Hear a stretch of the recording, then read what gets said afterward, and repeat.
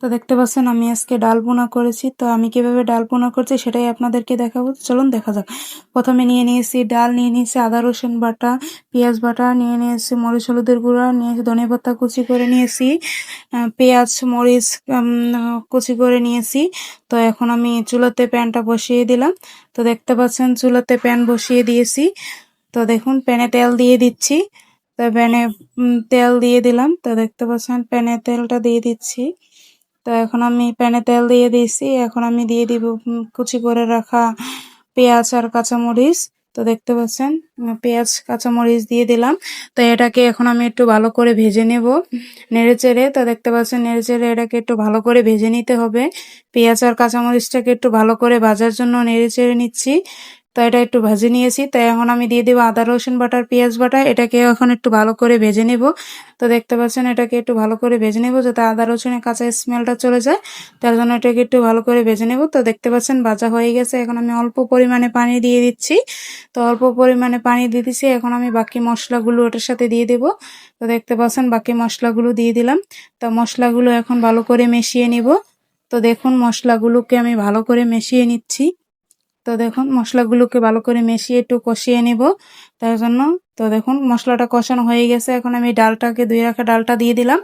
তো দেখুন ডালটাকে এখন আমি নেড়ে চেড়ে ভালো করে মশলার সাথে মিশিয়ে নেব যাতে ভালো করে মশলার সাথে মিশে। তার জন্য একটু নেড়ে চেড়ে মশলার সাথে ভালো করে মিশিয়ে নিচ্ছি। তো দেখতে পাচ্ছেন। তো এখন আমি অল্প পরিমাণে একটু পানি দিয়ে দিয়েছি যাতে একটু কষাতে পারি। তো দেখুন অল্প পরিমাণে পানি দিয়ে এখন আমি নেড়ে চেড়ে একটু কষিয়ে নেব, রান্না করে নেব। একটু অল্প কিছুক্ষণ কষানোর জন্য দিয়ে দিলাম। তো অল্প পানি দিয়ে দিচ্ছি। এখন আমি এটাকে ভালো করে কষিয়ে নিয়েছি। তো দেখতে পাচ্ছেন আমার ডালটা কিন্তু কষানো হয়ে গেছে। তাই এখন আমি 1 কাপ পরিমাণ পানি দিয়ে দিতেছি ডালটা রান্না করার জন্য। তো দেখতে পাচ্ছেন পানি দিয়ে দিয়েছি। এখন পানি দিয়ে ভালো করে নেড়ে চেড়ে দিচ্ছি। তো দেখুন আমি পানি দিয়ে ভালো করে নেড়েচেড়ে দিচ্ছি। এখন আমি ঢাকনাটা দিয়ে 5 মিনিট রান্না করে নেব। তো এখন আমি 3 মিনিট পর ঢাকনা খুলে এখন একটু নেড়েচেড়ে নিতেছি।